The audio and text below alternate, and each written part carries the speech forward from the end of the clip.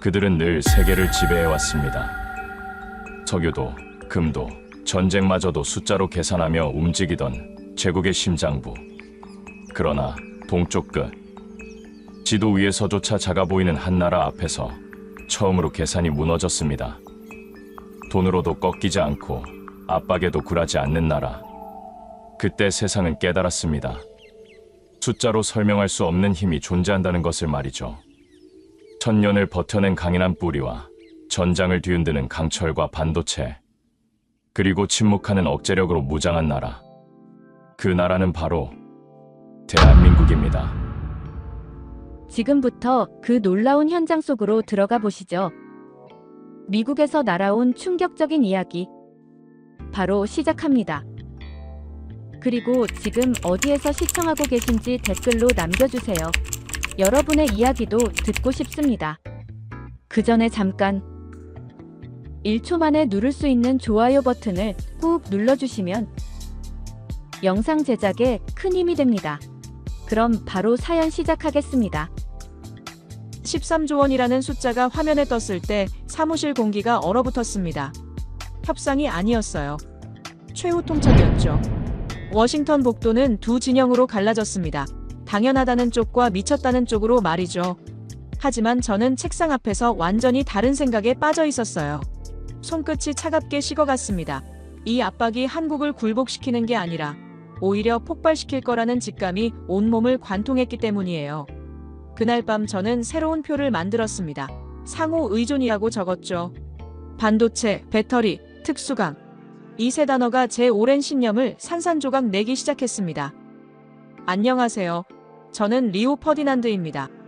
워싱턴 펜타곤에서 오랫동안 동아시아 군사력 평가를 담당했고 데이터와 숫자에 집착하는 회의론자로 유명했어요. 해외 주요 외신들이 일제히 보도를 쏟아냈습니다.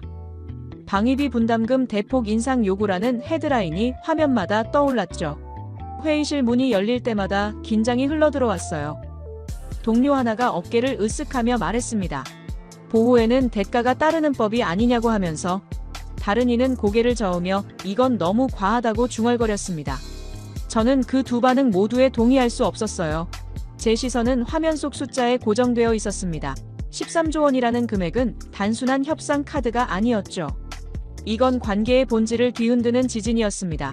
책상 위에 펼쳐진 과거 보고서들이 눈에 들어왔어요. 20년 넘게 같은 문장을 반복해왔던 제 손길의 흔적이었습니다. 한국은 미군의 보호 아래 있는 의존국이라는 문장을 저는 기계처럼 써왔습니다. 주한미군 28,500명이라는 숫자는 모든 분석의 출발점이었죠. 그 숫자는 불변의 진리처럼 보고서마다 첫 줄을 장식했습니다. 동료들도 같은 전제를 공유했어요. 점심시간 대화에서조차 누구도 의문을 제기하지 않았죠. 창밖으로 보이는 포토맥 강의 물결이 유난히 거칠어 보였습니다. 제 머릿속도 마찬가지였어요. 13조 원이라는 청구서가 한국 정부에 전달되었을 때 그들은 어떤 반응을 보일까 하는 생각이 스쳤습니다.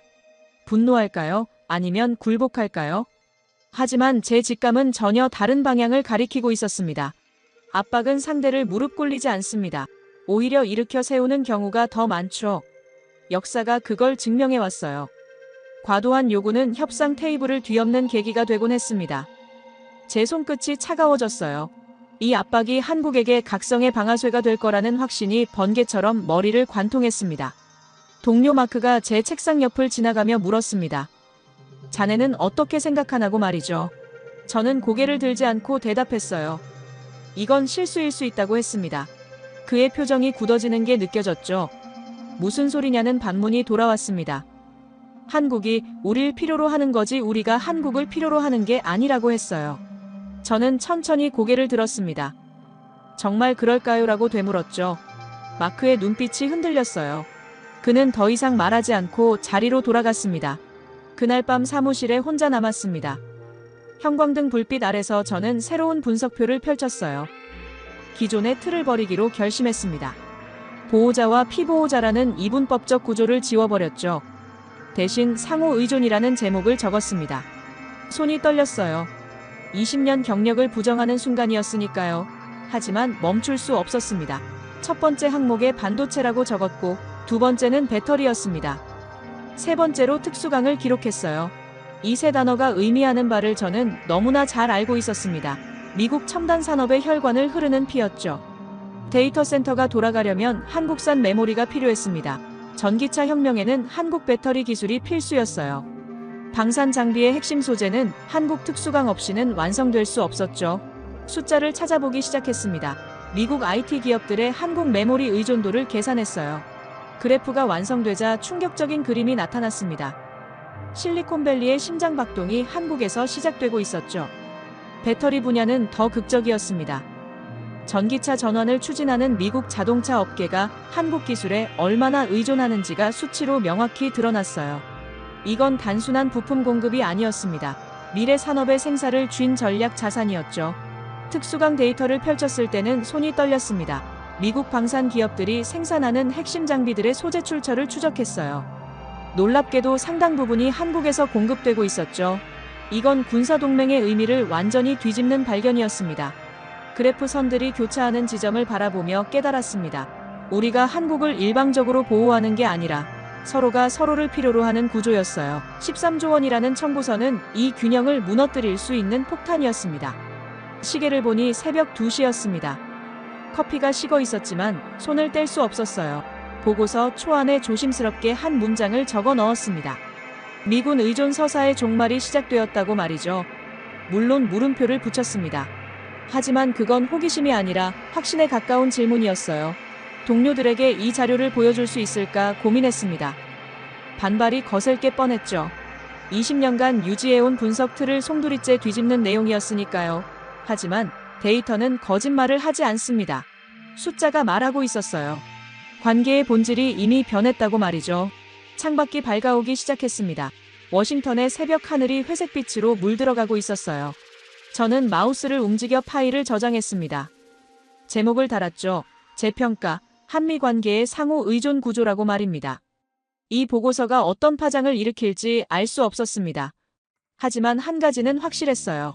13조 원이라는 청구서는 한국을 굴복시키는 게 아니라 각성시킬 거라는 사실 말입니다.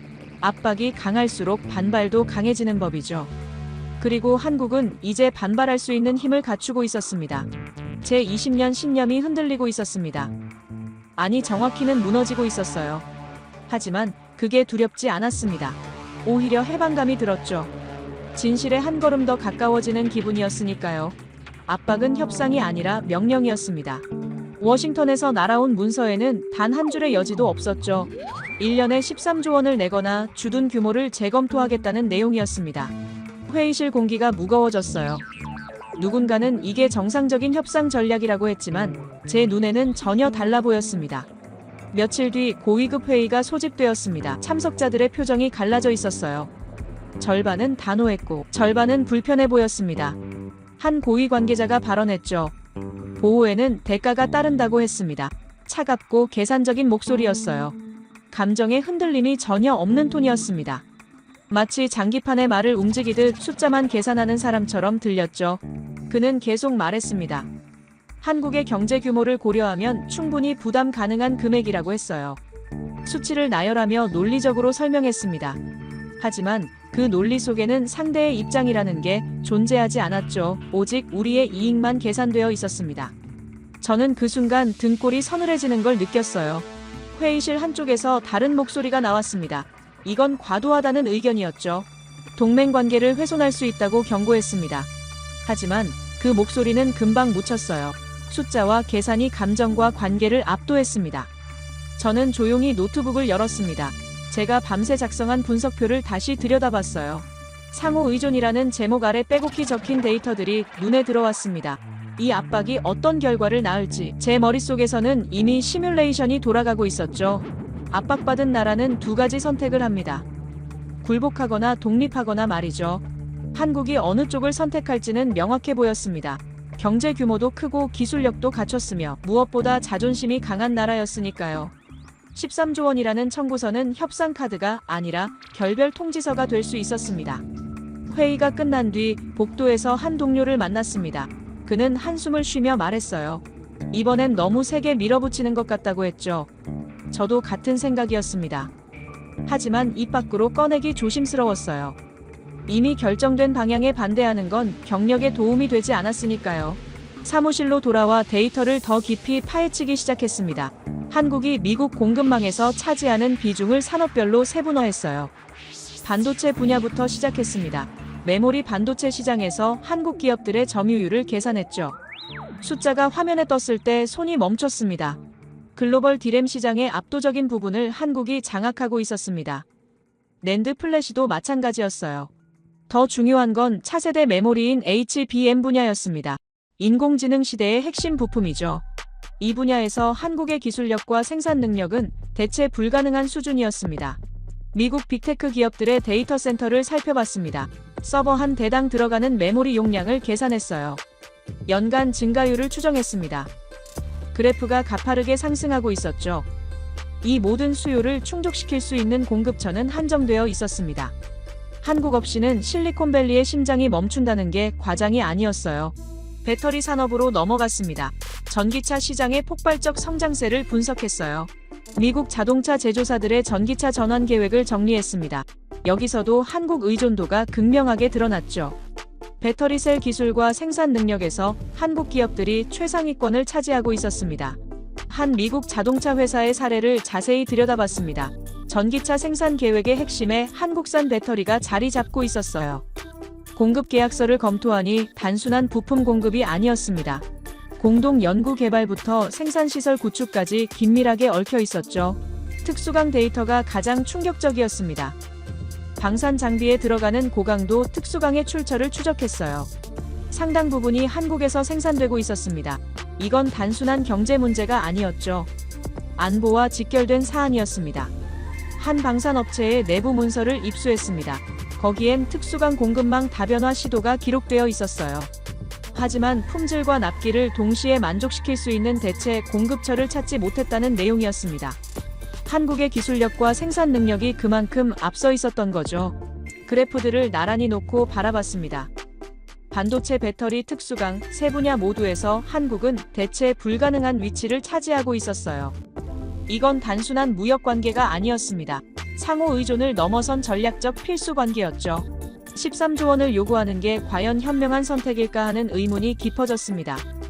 한국이 이 압박에 굴복하지 않고 오히려 자주 국방을 강화하는 쪽으로 방향을 틀면 어떻게 될까요? 그들이 주둔 비용을 자국 방산 육성에 투자하기 시작하면 어떤 일이 벌어질까요? 시뮬레이션을 돌려봤습니다. 한국이 연간 13조 원 규모의 예산을 방위 산업에 투입한다고 가정했어요. 이미 갖춘 기술 기반과 생산 능력을 고려하면 결과는 명확했습니다. 몇 년 안에 자주 국방 체계를 완성할 수 있는 수준이었죠. 더 깊이 파고들었습니다. 한국의 방산 기술 수준을 재평가했어요. 자주포 시스템을 살펴봤습니다. 세계 시장에서 인정받고 있는 K9 자주포의 성능 지표를 분석했죠. 사거리 정확도, 신뢰성 모든 면에서 최상위권이었습니다. 미사일 방어 체계로 넘어갔습니다. 한국이 독자 개발한 천공 시스템의 재원을 검토했어요. 요격 성공률과 대응 고도를 확인했습니다. 이건 단순한 방어 무기가 아니었죠. 다층 방어 체계의 핵심 구성 요소였습니다. 잠수함 건조 능력도 조사했습니다. 한국이 독자 설계한 3,000톤급 잠수함의 사양을 분석했어요. 수직 발사관을 갖춘 전략 잠수함이었습니다. 이 정도 기술력이면 충분히 독자적인 억제력을 구축할 수 있었죠. 전투기 개발 프로젝트까지 살펴봤습니다. KF-21 보라매의 진행 상황을 체크했어요. 시험 비행이 성공적으로 진행되고 있었습니다. 아직 일부 핵심 부품은 수입에 의존하지만 시스템 통합 능력은 확보한 상태였죠. 모든 데이터를 종합했습니다. 결론은 명확했어요. 한국은 이미 자주 국방의 문턱에 서 있었습니다. 필요한 건 결심뿐이었죠. 13조 원이라는 압박이 바로 그 결심을 만들어낼 수 있었습니다. 보고서를 작성하기 시작했습니다. 제목을 달았어요. 압박의 역설이라고 적었습니다. 첫 문장을 썼죠. 과도한 요구는 협상을 깨뜨리고 독립을 촉진한다고 말입니다. 데이터를 정리하며 한 가지 사실이 더 명확해졌습니다. 한국이 자주 국방 체계를 완성하면 미국이 잃는 게 더 많다는 점이었어요. 전략적 요충지에서의 주둔 권리를 잃을 수도 있었습니다. 반도체와 배터리 공급망에서의 협력도 재검토될 수 있었죠. 창밖을 바라봤습니다. 워싱턴의 하늘이 무겁게 가라앉아 있었어요. 13조 원이라는 청구서가 어떤 결과를 낳을지 이제 분명해 보였습니다. 한국을 무릎 꿇리는 게 아니라 일으켜 세울 거라는 확신이 굳어졌죠. 보고서를 저장하며 생각했습니다. 이 분석을 누가 읽을까요? 귀 기울일 사람이 있을까요? 아니면 이미 결정된 방향을 바꿀 수 없을까요? 불안했지만 멈출 수 없었습니다. 진실은 기록되어야 했으니까요. 거제 조선소로 가는 비행기 안에서 창밖을 내다봤습니다. 태평양 상공을 지나며 구름 사이로 햇빛이 쏟아지고 있었어요. 한국 방문은 이번이 처음이었습니다. 20년 넘게 보고서로만 분석하던 나라를 직접 보게 된다는 긴장감이 가슴을 조였죠. 인천공항에 도착했을 때 예상보다 훨씬 현대적인 시설에 놀랐습니다. 깨끗하고 효율적인 동선이 인상적이었어요. 하지만 진짜 충격은 거제에서 기다리고 있었습니다. 조선소까지 가는 길에 차창밖 풍경을 지켜봤습니다. 산과 바다가 어우러진 지형이 눈에 들어왔어요. 이 작은 반도에서 어떻게 세계적인 조선 기술이 탄생했을까 하는 의문이 들었습니다. 곧 그 답을 보게 될 거였죠. 조선소 입구에 도착했을 때 규모에 압도당했습니다. 거대한 크레인들이 하늘을 찌를 듯 솟아 있었어요. 부두 쪽으로 걸어가는 동안 용접 불꽃이 사방에서 튀고 있었습니다. 작업자들이 일사불란하게 움직이는 모습이 마치 거대한 유기체처럼 보였죠. 그리고 그것이 눈에 들어왔습니다. 부두의 정박한 잠수함 한 척이 아침 햇살을 받아 은빛으로 빛나고 있었어요. KSS-3급이라고 소개받았습니다. 거대한 고래가 숨을 쉬는 것처럼 위압적이었죠. 가까이 다가갈수록 손이 떨렸습니다. 선체의 매끈한 곡선이 예술작품처럼 완벽했어요. 용접선을 자세히 살펴봤습니다. 이음새가 거의 보이지 않을 정도로 정밀했죠. 제가 20년간 기술 후진국이라고 분류하던 나라에서 만든 게 맞나 싶었습니다. 안내를 맡은 해군 장교가 조용히 다가왔습니다. 예의 바르지만 어딘가 냉정한 느낌이었어요. 그는 잠수함 재원을 설명하기 시작했습니다. 배수량 3,000톤급의 수직 발사관을 갖췄다고 했죠. 목소리에는 감정의 기복이 없었습니다. 마치 기계처럼 정확한 정보만 전달하는 느낌이었어요. 선체 재질에 대해 물었습니다. 그는 특수 합금강을 사용한다고 답했죠. 수압을 견디면서도 음파 반사를 최소화하는 설계라고 덧붙였습니다. 저소음 추진 시스템도 독자 개발했다고 했어요. 말투는 담담했지만 그 안에 담긴 자부심이 느껴졌습니다. 함 내부로 안내받았습니다. 좁은 통로를 지나며 각종 장비들을 목격했어요. 최신 음향 탐지 시스템이 설치되어 있었습니다. 전투 체계 통합 콘솔도 눈에 들어왔죠. 이 모든 게 한국 기술로 만들어졌다는 사실이 믿기지 않았습니다. 장교가 수직 발사관 앞에서 멈춰 섰습니다. 여기서 잠수함 발사탄도 미사일을 운용한다고 설명했어요. 차갑고 절제된 목소리였습니다. 감정을 드러내지 않는 태도가 오히려 더 무서웠죠. 이 무기가 가진 의미를 정확히 이해하고 있다는 느낌이었습니다. 갑판으로 나와 바다를 바라봤습니다. 푸른 수평선이 끝없이 펼쳐져 있었어요. 장교가 옆에 섰습니다. 그는 조용히 말했죠. 여기서는 말보다 표준이 중요하다고 했습니다. 그 한마디가 뇌리에 박혔어요. 표준이라는 단어의 무게를 이해했습니다. 이건 단순한 품질 관리 이야기가 아니었어요. 자존심이었습니다. 세계 시장에서 인정받을 수 있는 수준을 스스로 증명하겠다는 의지였죠. 말로 자랑하지 않고 결과물로 보여주겠다는 태도였습니다. 조선소 전시관으로 이동했습니다. 역대 건조한 함정들의 모형이 전시되어 있었어요.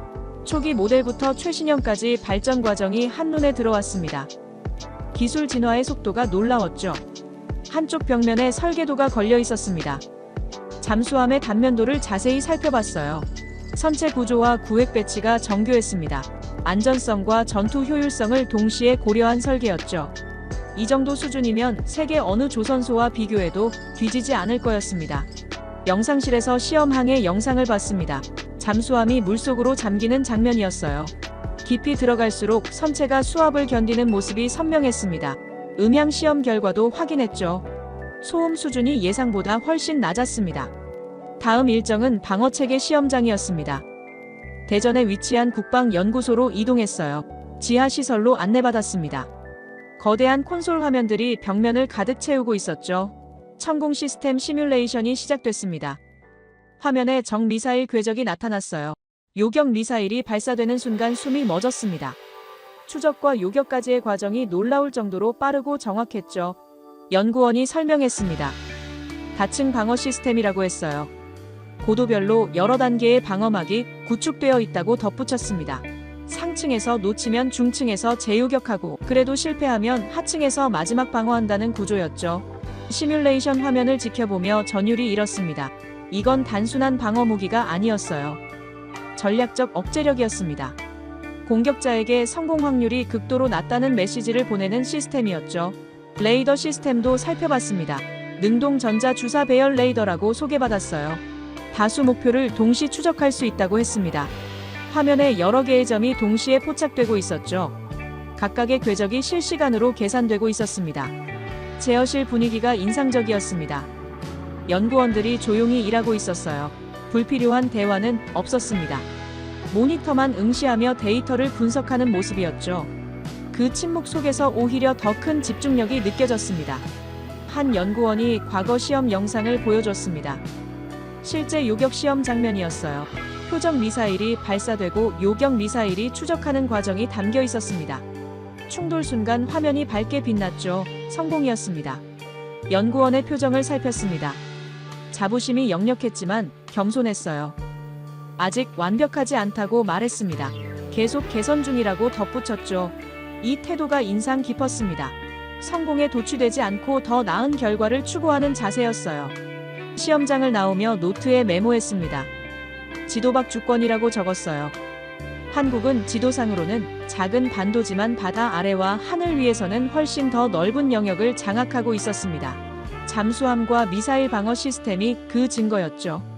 호텔로 돌아오는 차 안에서 생각에 잠겼습니다. 오늘 본 것들이 제 20년 분석을 완전히 뒤집고 있었어요. 한국은 더 이상 보호받는 나라가 아니었습니다. 스스로를 지킬 능력을 갖춘 나라였죠. 창밖으로 서울 야경이 펼쳐지기 시작했습니다. 불빛들이 별처럼 반짝이고 있었어요. 이 나라가 가진 저력을 이제야 이해하기 시작했습니다. 표면적인 수치로는 볼 수 없었던 것들이 현장에서는 명확하게 보였죠. 노트북을 열어 오늘 관찰 내용을 정리했습니다. 기술 수준 자주 개발 능력 품질 관리 시스템, 모든 항목에서 예상을 뛰어넘었어요. 이 데이터를 워싱턴에 어떻게 보고해야 할지 고민이 깊어졌습니다. 13조 원이라는 압박이 떠올랐습니다. 이 능력을 가진 나라에게 그런 요구를 하는 게 과연 현명한 선택일까요? 오히려 독립을 촉진하는 계기가 되지 않을까요? 불안감이 커졌습니다. 침대에 누워서도 잠이 오지 않았습니다. 오늘 본 잠수함의 매끈한 선체가 눈에 선했어요. 시뮬레이션 화면의 요격 궤적이 머릿속을 맴돌았습니다. 표준이 중요하다던 장교의 차가운 목소리가 귓가에 맴돌았죠.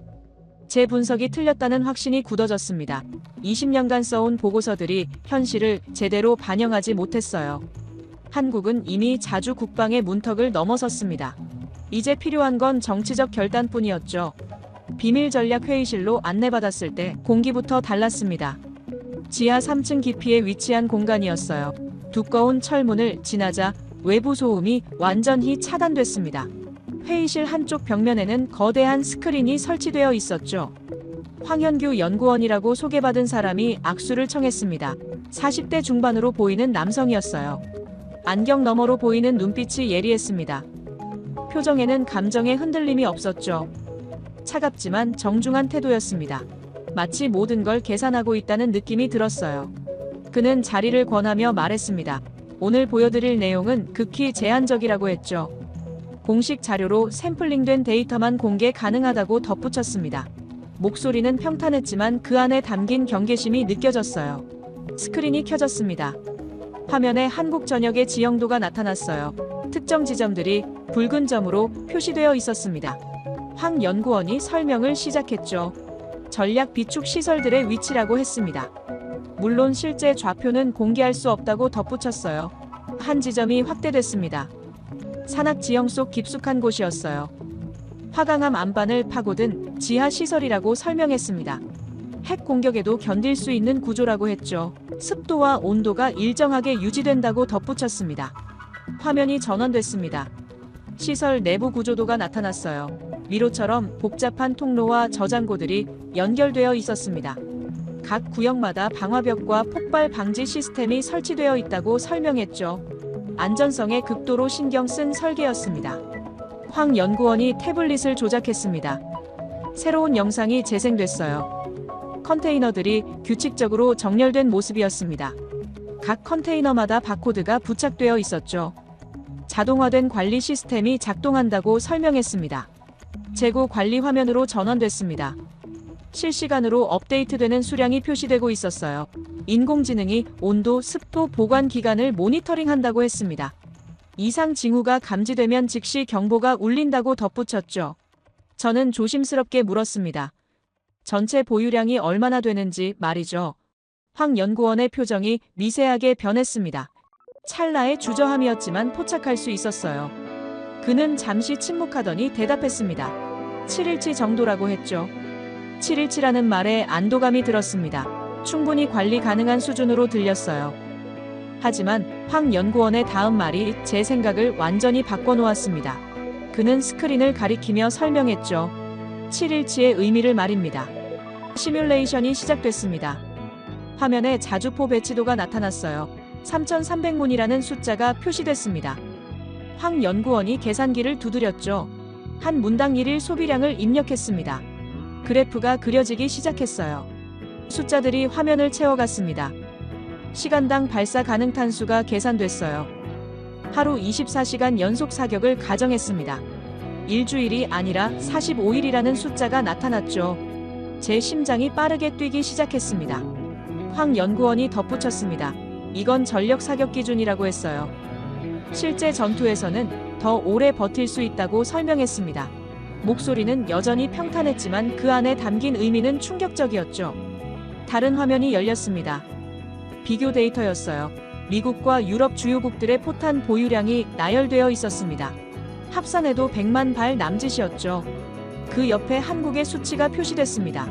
340만 발이라는 숫자였어요. 손이 떨렸습니다. 717라는 표현이 겸손함을 넘어선 전략적 기만처럼 느껴졌어요.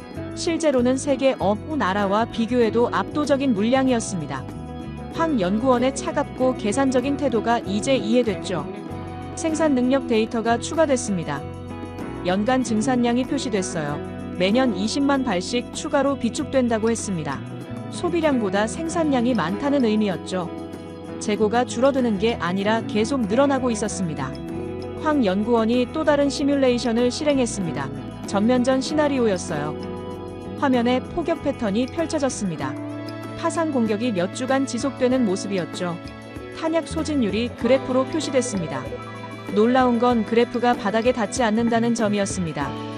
45일이 지나도 여유분이 남아 있었어요. 황 연구원이 설명했습니다. 예비 비축분까지 고려하면 더 오래 버틸 수 있다고 했죠. 품질 관리 시스템으로 화면이 전원됐습니다. 각 포탄의 생산 이력이 데이터베이스에 저장되어 있었어요. 제조 날짜 검수 기록 보관 환경까지 추적 가능했습니다. 인공지능이 노후화 예측까지 한다고 설명했죠. 불량률 데이터를 확인했습니다. 놀라울 정도로 낮았어요. 엄격한 품질 검사 시스템 덕분이라고 했습니다. 황 연구원의 목소리에 처음으로 감정이 실렸습니다. 자부심이었죠. 하지만 곧 다시 평탄해졌습니다. 물류 시스템 영상이 재생됐습니다. 자동화된 운반 장비들이 움직이고 있었어요. 컨테이너가 정확한 위치로 이동하는 모습이었습니다. 사람 손을 거치지 않고 전산으로 관리된다고 했죠. 비상상황 대응 시나리오도 시뮬레이션 됐습니다. 특정 저장고가 피격당했다고 가정했어요. 즉시 다른 구역에서 보급이 이루어지는 시스템이었습니다. 단일 지점 파괴로는 전체 체계가 무너지지 않는 구조였죠. 황 연구원이 마지막 화면을 띄웠습니다. 향후 10년 계획이었어요. 생산 목표와 비축 목표가 그래프로 표시되어 있었습니다. 곡선이 가파르게 상승하고 있었죠. 이건 단순한 방어 준비가 아니었습니다. 제가 물었습니다. 이 정도면 충분하지 않냐고 말이죠. 황 연구원이 고개를 저었습니다.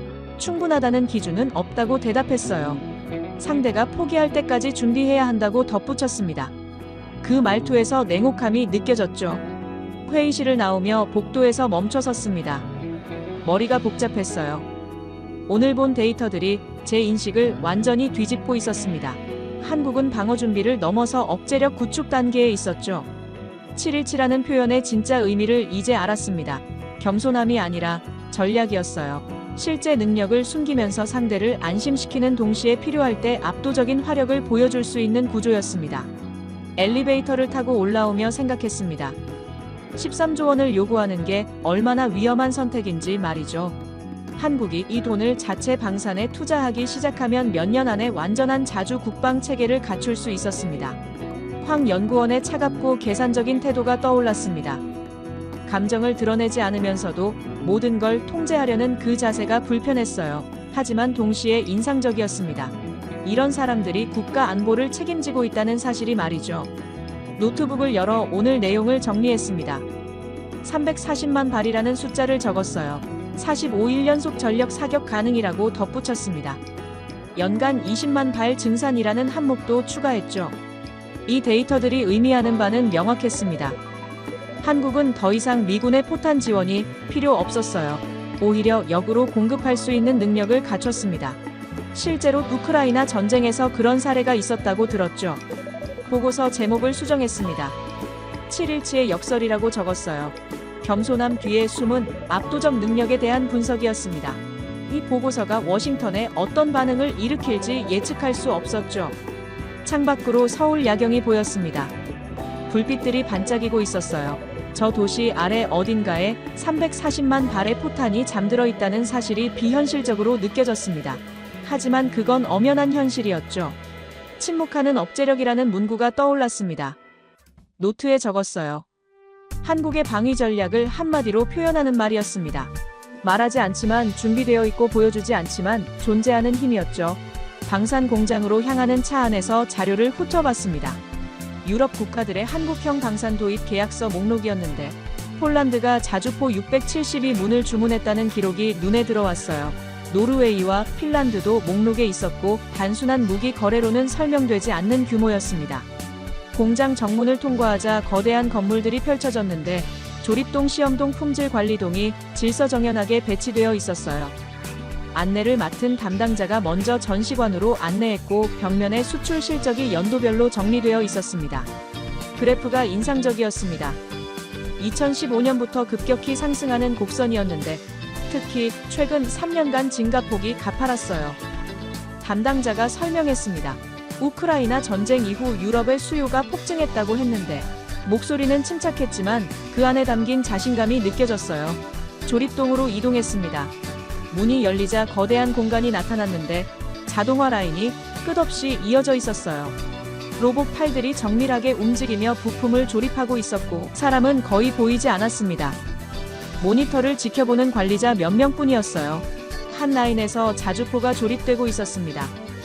거대한 포신이 천천히 장착되는 모습이 장관이었는데 용접 로봇이 불꽃을 튀기며 이음새를 마무리했어요. 품질 검사 장비가 밀리미터 단위로 전밀도를 측정하고 있었습니다. 담당자가 태블릿으로 생산 현황을 보여줬습니다. 실시간 데이터였는데 각 라인의 진행률이 %로 표시되고 있었어요. 납기일까지 남은 시간도 카운트다운되고 있었고 이 정도 시스템이면 지연이 발생할 여지가 거의 없어 보였습니다. 회의실로 자리를 옮겼습니다. 테이블 위에 계약서 샘플들이 놓여 있었는데 폴란드와 체결한 계약서를 열어봤어요. 두께가 상당했습니다. 단순한 무기 판매 계약이 아니었어요. 첫 장을 넘기자 항목들이 빼곡히 적혀 있었습니다. 기본 계약에는 자주포 672문 공급이 명시되어 있었는데 그 다음 페이지들이 더 중요했어요. 훈련 프로그램 제공이라는 항목이 눈에 들어왔습니다. 세부 내용을 읽어 내려갔습니다. 운용 교육, 정비 교육, 전술 교육까지 포함되어 있었는데 교육 기간은 6개월이었어요. 교관까지 파견한다는 조항도 있었습니다. 이건 단순한 무기 판매를 넘어선 것이었는데 구매국 입장에서는 무기와 함께 운용 능력까지 얻는 구조였어요. 다음 항목은 부품 공급이었습니다. 10년간 모든 소모품과 교체 부품을 공급한다는 내용이었는데 가격도 명시되어 있었어요. 합리적인 수준이었습니다. 중간에 공급이 끊길 염려가 없다는 보증이었는데 이게 얼마나 중요한 조건인지 알고 있습니까? 많은 무기 수출 계약이 납품 후 유지보수 문제로 갈등을 겪습니다. 부품 공급이 지연되거나 가격이 폭등하는 경우가 비일비재한데 한국은 이 부분을 계약서에 명확히 못 박아놓고 있었어요. 구매국이 안심하고 장비를 운용할 수 있는 환경을 만들어주는 겁니다. 기술 이전 조항이 가장 인상적이었습니다. 일부 부품의 현지 생산 기술을 이전한다는 내용이었는데 로열티 조건도 명확했어요. 이건 장기적 파트너십을 전제로 한 계약이었습니다. 단순히 무기를 팔고 끝나는 게 아니라 구매국의 자체 방산 능력 향상까지 지원하는 구조였어요. 담당자가 설명했습니다. 유럽 국가들이 한국을 선택한 이유는 가격 때문만이 아니라고 했는데 빠른 납기가 결정적이었다고 덧붙였어요. 실제 납기 데이터를 보여줬는데 계약 체결 후 6개월 내 첫 납품이 이루어진다고 했습니다. 서방 국가들이 보통 2년에서 3년 걸리는 것과 비교하면 압도적으로 빨랐습니다. 전쟁이 임박한 상황에서 이 속도 차이가 얼마나 중요한지 아십니까? 무기를 주문했는데 3년 뒤에 받는다면 그 사이에 전쟁이 끝날 수도 있어요. 한국의 빠른 납기는 단순한 경쟁력을 넘어서 생존의 문제와 직결되는 요소였습니다. 정치적 조건이 없다는 점도 강조했습니다. 구매국의 외교 정책에 간섭하지 않는다고 했는데 무기 사용처를 제한하지도 않는다고 덧붙였어요. 이 자유로움이 많은 국가들을 끌어들이는 요인이었습니다. 서방 국가들은 무기를 팔면서 정치적 조건을 붙이는 경우가 많은데 한국은 그런 간섭을 하지 않았어요. 폴란드 계약서를 덮으며 생각했습니다. 이 두꺼운 문서가 의미하는 바가 무엇입니까? 단순한 판매 계약이었다면 몇 장이면 충분했을 거예요. 하지만 이건 장기적 관계를 약속하는 문서였습니다. 훈련 부품 기술 이전이 모두 하나의 패키지로 묶여 있었고 구매국은 무기만 사는 게 아니라 파트너를 얻는 것이었어요. 차 안에서 노트를 펼쳤습니다. 신뢰 수출이라고 적었는데 한국형 방산의 핵심 경쟁력을 한마디로 표현하는 말이었어요. 가격도 중요하고 성능도 중요하지만 결국 신뢰가 가장 비싼 무기였습니다. 조립 라인 끝에서 나온 건 금속이 아니라 약속이었다는 생각이 들었습니다. 납기 준수, 품질 보증, 지속적 지원, 이 모든 약속이 제품에 녹아 있었는데 유럽 국가들이 선택한 이유가 이제 명확해졌어요. 그들은 총알을 산 게 아니었습니다. 시간과 신뢰를 샀어요. 전기차 배터리 자료를 다시 꺼냈습니다. 미국 자동차 제조사들의 전기차 전환 계획을 정리했는데 모든 계획의 중심에 한국 배터리가 자리 잡고 있었어요. 공급 계약서를 검토하니 방산 계약서와 유사한 구조였습니다. 한 자동차 회사의 사례를 자세히 살펴봤습니다. 향후 10년간 배터리 전량을 한국에서 공급받는 계약이었는데 단순한 부품 공급이 아니었어요. 공동 연구 개발 조항이 포함되어 있었고 차세대 배터리 기술을 함께 개발한다는 내용이었습니다. 생산 시설도 공동으로 구축한다고 명시되어 있었습니다. 이건 의존을 넘어선 결합이었는데 미국 자동차 산업의 미래가 한국 배터리 기술과 완전히 엮여 있었어요. 이 관계를 끊는다는 게 가능하기나 합니까? 배터리 기술 격차 분석 자료를 펼쳤습니다. 에너지 밀도와 충전 속도에서 한국 기술이 앞서 있었는데 안전성 테스트 결과도 우수했어요. 화재 위험을 최소화하는 설계 기술이 핵심이었고 이 부분에서 경쟁사들과의 격차가 명확했습니다. 생산 규모도 압도적이었습니다. 연간 생산 능력이 경쟁사 합계보다 많았는데 전기차 시장 전망 자료를 확인하니 향후 10년간 전기차 판매가 5배 이상 증가한다는 예측이었어요. 이 수요를 감당할 수 있는 배터리 공급처가 제한적이었습니다.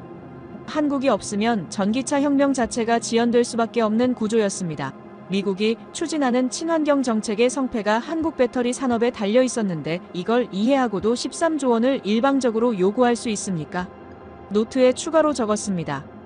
방산은 신뢰를 팔고 배터리는 미래를 판다고 썼는데 두 산업 모두 단순한 제품 판매를 넘어선 전략적 파트너십을 구축하고 있었어요.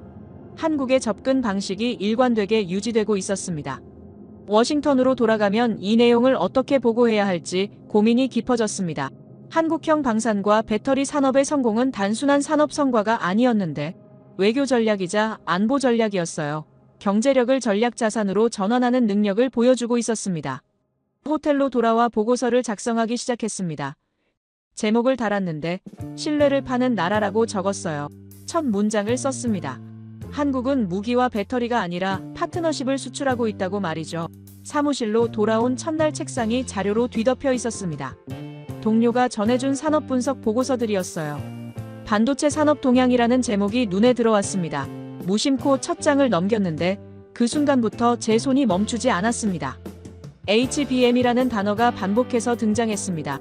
고대역폭 메모리라는 설명이 붙어 있었어요. 인공지능 시대의 핵심 부품이라고 적혀 있었죠. 다음 페이지를 넘기자 시장 점유율 그래프가 나타났는데 숫자가 충격적이었습니다. 글로벌 HBM 시장에서 한국 기업들이 차지하는 비중이 90%를 넘었어요. 경쟁사들은 한참 뒤처져 있었습니다. 디램과 낸드 플래시 시장도 비슷한 상황이었습니다. 70% 이상의 점유율을 기록하고 있었는데 이건 독점에 가까운 수준이었죠. 한국 없이는 메모리 시장 자체가 성립하지 않는 구조였습니다. 미국 빅테크 기업들의 데이터 센터 현황 자료를 펼쳤어요. 서버 사양을 하나씩 확인하면서 메모리 용량이 기하급수적으로 증가하고 있다는 걸 발견했습니다. 공급처를 추적했을 때 놀라운 사실이 드러났습니다. 실리콘밸리 주요 기업들의 데이터 센터에 들어가는 메모리 대부분이 한국산이었어요. 한 테크 기업의 내부 문서를 입수했는데 메모리 공급망 다변화 시도가 기록되어 있었습니다. 하지만 결론은 실패였어요. 대체 공급처를 찾을 수 없다는 내용이었는데 기술 격차가 너무 컸기 때문이었습니다. 생산 공정 데이터를 분석하면서 더 깊은 이해가 생겼습니다. 한국 기업들의 수율이 압도적이었는데 불량률이 경쟁사 대비 절반 이하였어요. 이 차이가 가격 경쟁력과 직결되면서 같은 품질을 더 저렴하게 공급할 수 있는 구조를 만들어냈습니다. 차세대 HBM 개발 현황도 확인했는데 여기서도 한국이 선두를 달리고 있었어요. 경쟁사들이 따라잡으려면 최소 2년은 걸릴 거라는 분석이었습니다. 클린룸 영상을 찾아봤습니다. 한국 반도체 공장의 내부 모습이었는데 방진복을 입은 연구원들이 조심스럽게 움직이고 있었어요. 먼지 한 톨 없는 환경에서 웨이퍼가 제조되는 과정이 담겨 있었습니다. 수백 개의 공정을 거치는 모습이었는데 각 단계마다 정밀한 검사가 이루어졌습니다. 패키징 공정에서는 HBM 칩들이 층층이 쌓이는 과정을 볼 수 있었어요. 3차원 적층 기술이라고 설명되어 있었는데 이 기술이 성능을 비약적으로 향상시킨다고 했습니다. 인공지능 기업들의 수요 예측 자료가 더 놀라웠습니다. 향후 5년간 메모리 수요가 3배 이상 증가한다는 내용이었는데 공급이 수요를 따라가지 못할 수 있다는 경고도 함께 있었어요. 이 격차를 메울 수 있는 곳은 한국뿐이었습니다. 생산 능력 확장 계획을 확인했는데 대규모 투자가 진행 중이었고 신규 공장 건설도 예정되어 있었습니다. 실리콘밸리의 심장이 한국에서 뛰고 있다는 표현이 과장이 아니었어요. 데이터 센터 하나가 멈추면 수백억 달러의 손실이 발생하는 구조였습니다. 전기차 배터리 자료로 넘어갔습니다. 미국 자동차 제조사들의 전기차 전환 계획을 정리했는데 모든 계획의 중심에 한국 배터리가 자리 잡고 있었어요. 공급 계약서를 검토하니 장기 계약들이었습니다. 한 자동차 회사의 사례가 특히 인상적이었는데 향후 10년간 배터리 전량을 한국에서 공급받는 계약이었습니다. 계약서 세부 내용을 살펴봤습니다. 단순한 부품 공급이 아니었어요. 공동 연구 개발 조항이 포함되어 있었는데 차세대 배터리 기술을 함께 개발한다는 내용이었습니다. 생산 시설도 공동으로 구축한다고 명시되어 있었어요. 이건 의존을 넘어선 결합이었습니다. 미국 자동차 산업의 미래가 한국 배터리 기술과 완전히 엮여 있었죠. 배터리 기술 격차 분석 자료를 펼쳤습니다. 에너지 밀도와 충전 속도에서 한국 기술이 앞서 있었어요. 안전성 테스트 결과도 우수했습니다. 화재 위험을 최소화하는 설계 기술이 핵심이었는데 이 부분에서 경쟁사들과의 격차가 명확했습니다. 생산 규모도 압도적이었어요. 연간 생산 능력이 경쟁사 합계보다 많았습니다. 전기차 시장 전망 자료도 확인했습니다. 향후 10년간 전기차 판매가 5배 이상 증가한다는 예측이었어요. 이 수요를 감당할 수 있는 배터리 공급처가 제한적이었습니다. 한국이 없으면 전기차 혁명 자체가 지연될 수밖에 없는 구조였죠. 미국이 추진하는 친환경 정책의 성패가 한국 배터리 산업에 달려 있었습니다. 특수강 데이터를 다시 펼쳤습니다. 방산 장비에 들어가는 소재 출처를 재확인했는데 한국산 특수강 비중이 예상보다 훨씬 높았어요. 고강도 특수강 분야에서 한국의 기술력이 세계 최상위권이었습니다. 한 방산 업체의 조달 기록을 분석했는데 핵심 장비에 들어가는 특수강 대부분이 한국산이었습니다. 대체재를 찾기 어려운 이유를 파고들었습니다. 강도와 내구성을 동시에 만족시키는 특수강 제조가 까다로웠어요. 열처리 공정 기술이 핵심이었는데 한국 기업들이 수십 년간 축적한 노하우가 있었습니다. 품질 편차도 매우 작았어요. 대량 생산에도 일정한 품질을 유지할 수 있다는 게 강점이었습니다. 방산 장비 제조 일정을 추적했습니다. 특수강 공급이 지연되면 전체 생산 계획이 무너지는 구조였어요. 한 사례에서는 대체 공급처를 찾으려다 품질 문제로 실패한 기록이 있었습니다. 결국 한국산으로 돌아올 수밖에 없었죠. 이건 단순한 경제 문제가 아니었습니다. 안보와 직결된 사안이었어요. 새로운 차트를 만들기 시작했습니다. 제목을 달았어요. 총알과 칩이라고 적었습니다. 포탄 보유량 데이터와 반도체 생산 능력을 나란히 배치했는데 묘한 대칭이 느껴졌습니다. 세로축에는 전략적 가치를 표시했고 가로축에는 대체 가능성을 놓았습니다. 포탄은 전략적 가치가 최상위였지만 대체 가능성도 존재했습니다. 다른 나라들도 생산할 수 있었죠. 하지만 반도체는 달랐습니다. 전략적 가치는 포탄과 동등한데 대체 가능성은 거의 없었어요. 그래프상에서 반도체점이 훨씬 더 극단적인 위치에 찍혔습니다.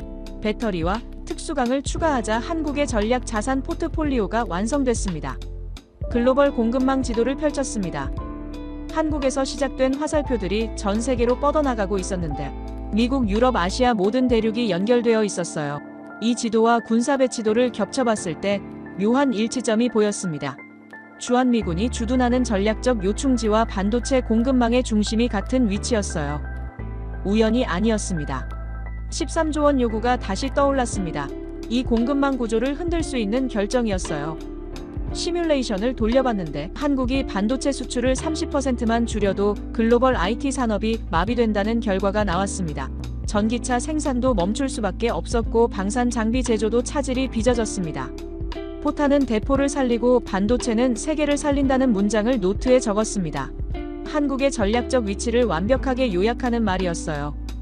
클린룸에선 총성이 없지만 전쟁보다 치열한 경쟁이 벌어지고 있었습니다. 그 경쟁에서 한국이 이기고 있었죠. 보고서를 작성하기 시작했습니다. 제목을 달았어요. 칩이 곧 총알이라고 적었습니다. 21세기 전쟁은 클린룸에서 시작된다는 문장을 첫 줄에 넣었습니다. 한국이 장악한 세 가지 영역이 미국의 미래를 좌우하고 있다는 분석이었습니다. 워싱턴으로 돌아온 지 일주일이 지났는데 책상 위에는 완성된 보고서 초안이 놓여 있었어요. 200페이지가 넘는 분량이었습니다. 표지를 열면 제목이 보였는데 동맹의 재정이라고 적혀 있었죠. 부제는 보호에서 파트너십으로였습니다. 첫 장을 넘겼습니다. 기존 분석 틀을 완전히 뒤집은 내용이었는데 의존국이라는 항목을 지워버렸어요. 대신 상호 의존이라는 새로운 카테고리를 만들었고 그 아래 반도체 배터리 특수강을 배치했습니다. 포탄 보유량 데이터도 포함시켰는데 340만 발이라는 숫자와 함께 45일 연속 전력 사격 가능이라는 분석을 넣었죠. 잠수함과 미사일 방어체계 자료도 추가했습니다. 한국형 방산 수출 실적과 계약 구조도 상세히 기록했어요. 그래프들을 다시 확인하는데 총알과 칩이라는 제목의 차트가 핵심이었습니다. 군사력과 경제력이 하나의 그림으로 통합되어 있었고 28만 5천 명이라는 숫자의 의미도 재해석했죠. 상사에게 보고서를 제출하기로 했습니다. 회의실로 들어갔을 때 그가 창가에 서서 포토맥강을 내려다보고 있었어요. 제 발소리를 듣고 돌아섰는데 표정이 무거웠습니다. 보고서를 건넸고 그는 표지를 보더니 눈썹을 치켜 올렸죠. 동맹의 재정이라는 제목이 마음에 들지 않는다는 표정이었습니다. 첫 장을 넘기기 시작했는데 몇 페이지를 읽더니 고개를 들었어요. 그의 목소리가 차가웠습니다. 20년간 유지해온 분석 틀을 왜 바꾸려 하는지 물었는데 감정의 흔들림이 전혀 없는 톤이었죠. 마치 기계처럼 논리만 따지는 사람 같았습니다. 제가 현장에서 본 것들을 설명하기 시작했어요. 잠수함 이야기를 꺼냈는데 거제 조선소에서 본 선체의 정밀도와 기술 수준을 설명했습니다. 포탄고 시뮬레이션 결과도 이야기했고 45일이라는 숫자가 의미하는 바를 강조했죠. 하지만 그의 표정은 변하지 않았어요. 반도체 데이터를 펼쳐 보이며 HBM 시장 점유율 90%라는 수치를 가리켰습니다. 미국 IT 기업들의 의존도를 설명했는데 대체 불가능하다는 점을 강조했죠. 그제야 그의 눈빛이 미세하게 흔들렸습니다. 하지만 곧 차가운 목소리가 돌아왔어요. 그럼 우리가 어떻게 하자는 건지 물었고 13조 원 요구를 철회하자는 건지 되물었습니다. 계산적이고 냉정한 태도였는데 이 사람에게는 관계보다 숫자가 중요해 보였죠. 제가 답했습니다. 요구를 철회하자는 게 아니라 협상 방식을 바꾸자는 거라고 설명했어요. 압박이 아니라 대화로 접근해야 한다고 말했는데 상대의 능력을 인정하는 것부터 시작해야 한다고 덧붙였습니다. 그가 보고서를 덮으며 이건 정치적으로 받아들여지기 어렵다고 말했죠. 최고 위급 기관에서 이미 방향을 정했다고 했는데 이제 와서 틀을 바꾸면 혼란만 가중된다는 논리였습니다. 목소리는 여전히 평탄했지만 거부의 의미는 명확했어요. 제가 물었습니다. 그럼 한국이 자주 국방을 선택하면 어떻게 할 건지 말이죠. 340만 발의 포탄과 90%의 반도체 시장을 가진 나라가 독립을 결정하면 우리가 잃는 게 더 많지 않습니까? 침묵이 흘렀는데 그는 창밖을 바라봤어요. 한참 뒤에 입을 열었습니다. 자네 보고서를 검토해보겠다고 했지만 기대는 하지 말라고 덧붙였죠. 이미 정해진 방향을 바꾸기는 어렵다는 의미였습니다. 회의실을 나왔을 때 복도가 유난히 길어 보였어요. 제 20년 경력을 걸고 작성한 보고서가 묵살될 수도 있다는 생각이 들었지만 후회는 없었습니다. 진실을 기록했으니까요. 며칠 뒤 예상치 못한 일이 벌어졌는데 상사가 보고서를 상급 부서에 올렸다는 소식이었어요. 검토 회의가 소집됐다고 했고 주요 정책 담당자들이 참석한다는 내용이었습니다. 회의실은 긴장감으로 가득했는데 10여 명의 고위 관계자들이 앉아 있었어요. 제 보고서가 스크린에 띄워졌고 발표를 시작했습니다. 동맹의 재정이라는 제목부터 설명했는데 반응이 엇갈렸어요. 일부는 고개를 끄덕이며 경청했지만 다른 이들은 회의적인 표정이었습니다. 한 관계자가 질문했는데 한국의 능력을 과대평가하는 것 아닌지 물었어요. 데이터를 하나씩 제시했습니다. 포탄 보유량 시뮬레이션 결과를 보여줬고 반도체 시장 점유율 그래프도 띄웠죠. 방산 수출 계약서 샘플도 공유했는데 숫자는 거짓말을 하지 않았습니다. 또 다른 관계자가 발언했는데 그럼 우리가 13조 원 요구를 포기해야 한다는 건지 물었어요. 목소리가 날카로웠고 감정적인 반발이 느껴졌습니다. 제가 답했습니다. 포기가 아니라 조정이라고 했는데 일방적 요구가 아니라 협상으로 접근해야 한다고 설명했죠. 상대의 기여를 인정하는 것부터 시작해야 한다고 강조했습니다. 비용은 계산서지만 책임은 약속이라는 문장을 스크린에 띄웠어요. 이 한 문장이 제 보고서의 핵심이었는데 동맹의 본질은 돈이 아니라 신뢰라고 설명했습니다. 한국이 제공하는 전략적 가치를 숫자로만 환산할 수 없다고 덧붙였죠. 회의실 공기가 조금씩 변하기 시작했는데 몇몇 관계자들이 진지하게 메모하고 있었어요. 그래프들이 설득력을 발휘하고 있었는데 특히 반도체 의존도 데이터가 강력했습니다.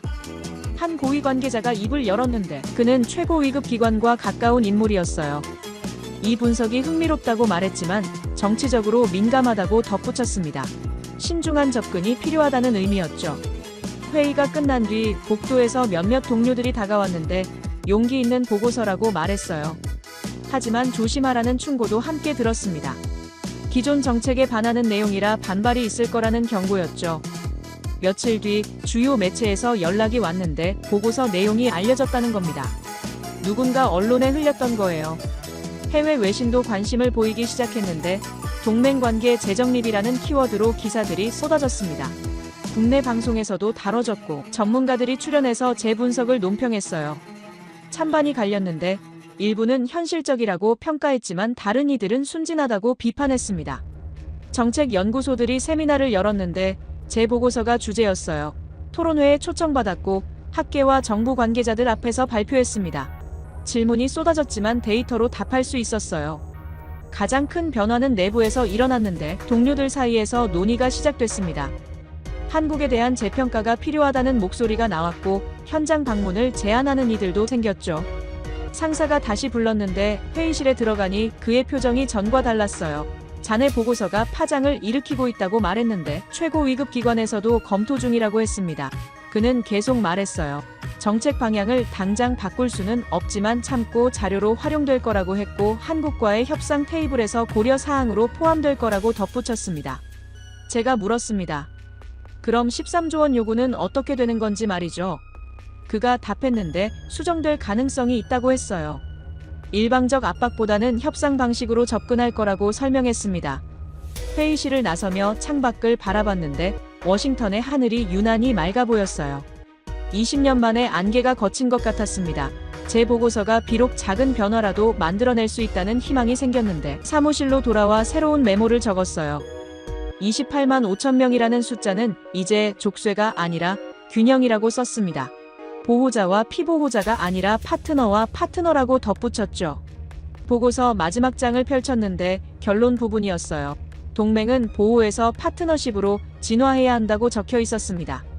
21세기 안보 질서는 일방적 관계가 아니라 상호 책임에 기반한다는 문장이 이어졌는데 한국은 더 이상 보호받는 나라가 아니라는 확신이 들었어요. 스스로를 지킬 능력을 갖췄고 오히려 동맹에 기여하는 나라였습니다. 한국을 다시 방문했습니다. 공식 일정이 아니라 개인 여행이었는데 워싱턴에서의 소용돌이가 잠시 잠잠해진 틈을 타서 떠났어요. 이번엔 보고서를 위한 분석이 아니었습니다. 제 눈으로 다시 한번 확인하고 싶었는데 지난 몇 달간 제가 내린 결론이 정말 맞는 건지 말이죠. 인천공항에 내렸을 때 공기부터 달랐습니다. 처음 왔을 때는 긴장감이 앞섰는데 이번엔 묘한 친숙함이 느껴졌어요. 서울로 향하는 길에 차창 밖을 바라보며 고층 빌딩들이 하늘을 찌르고 있는 모습을 봤는데 도로는 질서정연하게 정비되어 있었습니다. 이 나라의 저력이 어디서 나오는지 이제 알 것 같았어요. 호텔에 짐을 풀고 남산으로 향했습니다. 저녁 무렵이었는데 해가 서쪽으로 기울고 있었어요. 타워까지 올라가는 케이블카 안에서 서울 전경이 펼쳐지기 시작했는데 건물들 사이로 한강이 은빛띠처럼 흐르고 있었습니다. 숨이 멎을 듯한 광경이었어요. 전망대에 도착했을 때 해가 완전히 넘어가고 있었습니다. 도시 전체에 불빛이 하나둘 켜지기 시작했는데 점점이 박힌 별처럼 반짝이는 모습이었어요. 이 광경을 보며 지난 몇 달이 주마등처럼 스쳐 지나갔습니다. 거제 조선소의 잠수함이 떠올랐습니다. 매끈한 선체의 곡선과 정밀한 용접선이 눈에 선했는데 여기서는 말보다 표준이 중요하다던 해군 장교의 차가운 목소리가 귓가에 맴돌았어요. 그 한마디가 한국의 철학을 완벽하게 요약하고 있었습니다. 말로 자랑하지 않고 결과물로 증명한다는 태도 말이죠. 부두에 정박한 KSS 3급을 처음 봤을 때의 충격이 생생했습니다. 거대한 고래처럼 햇빛을 받아 빛나던 모습이 잊히지 않았는데 수직 발사관을 갖춘 전략 잠수함이라는 설명을 들으며 제 편견이 무너졌던 순간을 기억했어요. 제가 20년간 기술 후진국이라고 분류하던 나라에서 이런 걸 만들어낼 수 있습니까? 그 질문이 제 모든 분석을 뒤집는 시작점이었습니다. 지하 탄약고의 침묵도 기억났습니다. 끝없이 이어진 포탄 컨테이너들과 자동화된 관리 시스템이 떠올랐는데 340만 발이라는 숫자가 의미하는 바를 이제는 완전히 이해했어요.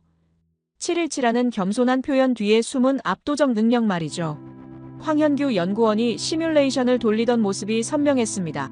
자주포 3300문이 45일 밤낮으로 쉬지 않고 불을 뿜을 수 있다는 계산 결과가 화면에 떴을 때 제 심장이 빠르게 뛰었는데 미국과 유럽을 합쳐도 100만 발 남짓인데 한국은 그 3배가 넘는 물량을 보유하고 있었습니다. 이게 방어 준비를 넘어선 억제력 구축이 아니면 대체 뭡니까? 클린룸의 정밀함도 잊을 수 없었습니다. 방진복을 입은 연구원들이 조심스럽게 웨이퍼를 다루던 모습이 눈에 선했는데 HBM 칩들이 층층이 쌓이는 패키징 공정이 떠올랐어요. 그 기술력이 세계 IT 산업의 심장을 뛰게 하고 있었습니다. 90%라는 시장 점유율이 의미하는 바를 처음 봤을 때 손이 떨렸습니다. 실리콘밸리 주요 기업들의 데이터 센터에 들어가는 메모리 대부분이 한국산이었는데 대체 공급처를 찾으려던 테크 기업들이 모두 실패했다는 내부 문서를 확인했을 때 깨달았어요. 이건 단순한 부품 공급이 아니라 전략 자산의 장악이었습니다. 한강의 불빛을 바라보며 깨달았습니다. 이 모든 것이 따로 존재하는 게 아니라는 걸 말이죠. 잠수함, 포탄, 반도체가 모두 하나의 철학으로 연결되어 있었는데 자주 국방이라는 큰 그림의 조각들이었어요. 각각이 독립적으로 뛰어나지만 함께 모였을 때 더 강력한 억제력을 만들어내고 있었습니다. 벤치에 앉아 노트를 꺼냈습니다. 마지막 메모를 적기 시작했는데 동맹은 보호에서 파트너로 진화했다고 썼어요. 28만 5천 명이라는 숫자는 이제 족쇄가 아니라 균형이라고 덧붙였습니다. 한국은 더 이상 미군의 보호 아래 있는 나라가 아니었는데 스스로를 지킬 능력을 갖췄고 오히려 동맹에 기여하는 파트너였어요. 13조 원이라는 청구서가 떠올랐습니다. 그 압박이 한국을 굴복시키는 게 아니라 각성시킬 거라던 제 예측이 맞아가고 있었는데 워싱턴에서 들려오는 소식에 따르면 협상 방식이 조정되고 있다고 했어요. 일방적 요구가 아니라 대화로 접근하려는 움직임이 보인다고 했습니다. 제 보고서가 작은 변화라도 만들어냈다는 게 뿌듯했습니다. 20년간 유지해온 분석 틀을 뒤집는 게 쉽지 않았는데 현장에서 본 진실을 기록했기 때문에 가능했어요. 데이터는 거짓말을 하지 않았습니다. 한강의 물결이 달빛을 받아 은빛으로 빛나고 있었습니다. 그 모습이 한국의 미래를 보여주는 것 같았는데 조용하지만 강인하고 겸손하지만 자신감 넘치는 흐름이었어요. 저 강물처럼 한국도 자신의 길을 묵묵히 흘러가고 있었습니다. 20년 전 제가 처음 펜타곤에 출근했을 때를 떠올렸습니다. 그때는 한국을 단순한 의존국으로만 봤는데 얼마나 오만했던 건지 모르겠어요. 책상 위 보고서로만 세상을 판단하려 했던 제 자신이 부끄러웠습니다. 현장을 직접 보지 않았다면 영원히 진실을 모른 채 살았을 겁니까? 주변의 관광객들이 사진을 찍고 있었습니다. 연인들이 손을 잡고 야경을 감상하고 있었는데 가족들이 아이들과 함께 웃으며 걷고 있었어요. 이 평화로운 모습 뒤에 340만 발의 포탄과 90%의 반도체 시장이 있다는 걸 그들은 알고 있습니까? 아마 대부분은 모를 겁니다. 하지만 그게 더 나은 거라는 생각이 들었는데 진짜 억제력은 조용히 작동하는 법이니까요. 떠들어대지 않지만 확실하게 준비되어 있는 힘이 가장 강력한 무기였습니다. 방에 들어와 노트북을 열었습니다. 마지막 보고서를 작성하기 시작했는데 제목은 현장 검증으로 뒤집힌 20년이었어요. 데이터보다 현장이 답이라는 문장을 첫 줄에 넣었습니다. 제 경험을 솔직하게 기록하기 시작했어요. 보고서를 쓰면서 확신이 들었습니다. 미국과 한국의 관계가 새로운 단계로 진화해야 한다는 확신이었는데 보호자와 피보호자가 아니라 동등한 파트너로 만나야 했어요. 그래야 양국 모두에게 이익이 되는 관계가 만들어질 수 있었습니다. 마지막 문단을 적었습니다. 한국은 세계 안보의 새로운 모델이라고 썼는데 자주 국방과 동맹 협력을 동시에 추구하는 나라라고 덧붙였어요. 이 두 가지가 모순되지 않고 오히려 서로를 강화한다는 점을 강조했습니다. 파일을 저장하며 생각했습니다. 이 보고서가 워싱턴에 어떤 영향을 미칠지 알 수 없었는데 중요한 건 진실을 기록했다는 사실이었어요. 현장에서 본 것을 왜곡하지 않고 그대로 전달했다는 점이었습니다. 한국이 보여준 건 단순한 군사력이나 경제력이 아니었습니다. 한 나라가 스스로의 운명을 개척해 나가는 의지였는데 어려움 속에서도 포기하지 않고 묵묵히 준비하는 자세였어요. 그 정신이 오늘의 한국을 만들었습니다. 앞으로 미국과 한국의 관계가 더욱 성숙해지길 바랍니다. 서로를 존중하고 이해하는 진정한 파트너십이 만들어지길 바라는데 그것이 양국뿐 아니라 세계 평화에도 기여할 거라고 믿어요. 제 이야기를 끝까지 들어주셔서 감사합니다. 모두 안녕히 계세요. 오늘의 사연 어떻게 들으셨나요? 숫자와 데이터로만 보던 관계가 사실은 눈에 보이지 않는 힘으로 이어져 있었다는 점 흥미롭지 않으셨나요? 우리가 당연하게 생각했던 틀도 현장에서 보면 전혀 다른 모습일 수 있다는 걸 보여주는 이야기였던 것 같습니다. 결국 중요한 건 힘의 크기보다는 신뢰와 준비, 그리고 서로를 인정하는 태도가 아닐까 싶어요. 앞으로 이 관계가 어디로 흘러갈지 누구도 단정할 수는 없겠죠. 어쩌면 또 다른 길이 열릴 수도 있고 예상치 못한 선택이 나올 수도 있을 겁니다. 여러분은 이 이야기를 어떻게 보셨나요? 여러분의 생각을 아래 댓글에 남겨주세요. 그리고 감동적인 사연을 주변 사람들과 공유하고 함께 이야기 나눠보세요. 마지막으로 1초밖에 걸리지 않는 구독과 좋아요, 알림 설정은 영상 제작에 큰 힘이 됩니다. 지금까지 감동을 담아 여러분께 진심을 전하는 감동담기였습니다. 오늘 하루도 행복한 하루 보내세요.